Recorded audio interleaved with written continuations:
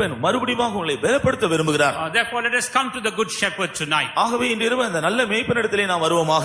He is able to restore all that we have lost. நாம் இழந்து போன எல்லா அனுபவங்களையும் அவர் திருப்பி கொடுப்பார்.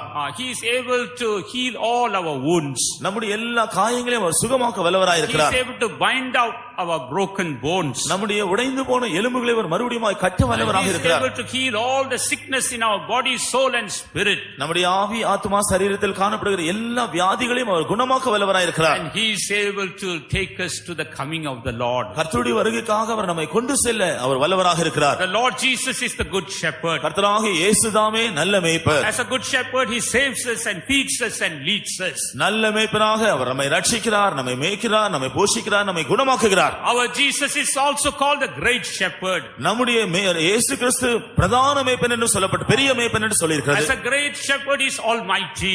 அவர் பெரிய மேய்ப்பனாக சர்வ வல்லவராக இருக்கிறார். He is able to preserve us and make us ready for the coming of the Lord. அவர் நம்மை பாதுகாத்து கர்த்தருடைய வருகைக்காக அவர் ஆயத்தப்படுத்த வல்லவராக இருக்கிறார். His power and might is able to take us to the very end of our life. நாம் அவரை பின்பற்றினால் கடைசி வரை நம்மை கொண்டு போய் நிறுத்த அவர் வல்லவராக இருக்கிறார். Therefore let us believe that great shepherd. ஆனபடியால் அந்த பெரிய மேய்ப்பனை நாம் விசுவாசிப்போமாக. He is also called the chief shepherd. அவர் பிரதான மேய்ப்பன் என்று சொல்லப்படுகிறார். As a chief shepherd is coming soon. அவர் பிரதான மேய்ப்பனாய் சீக்கிரமாய் வருகிறார். As a chief shepherd is coming to gather his fold.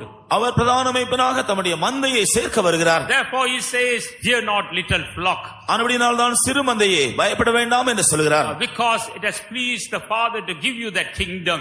பிதாவுக்கு இந்த ராஜ்யத்தை உங்களுக்கு கொடுப்பது சித்தமாய் பிரியமாய் இருக்கிறது என்று சொல்கிறார். It has pleased the Father to take you to Zion and Jerusalem.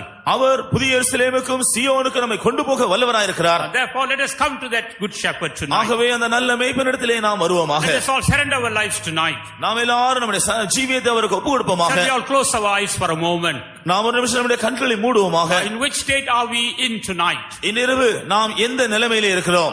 Are we lost somewhere in the wilderness? நாம் வனாந்தரத்திலே எங்கேயாகிலும் காணாமல் போன நிலைமையில் இருக்கிறோமா? Are we lost in the mountain? அல்லது மலையிலே காணாமல் போனவர்களாய் இருக்கிறோமா? Are we wounded in our lives? நம்முடைய ஜீவியத்தில் காயப்பட்டவர்களாய் இருக்கிறோமா? Are we driven away from the presence of God? தேவ சமூகத்தை விட்டு துரத்தப்பட்டவர்களாய் இருக்கிறோமா? Are our bones broken? நம்முடைய எலும்புகள் முறிந்து போனதா இருக்கிறதா? Have we gone after the world? நாம் உலகத்திற்கு பின்னால் போய் இருக்கிறோமா?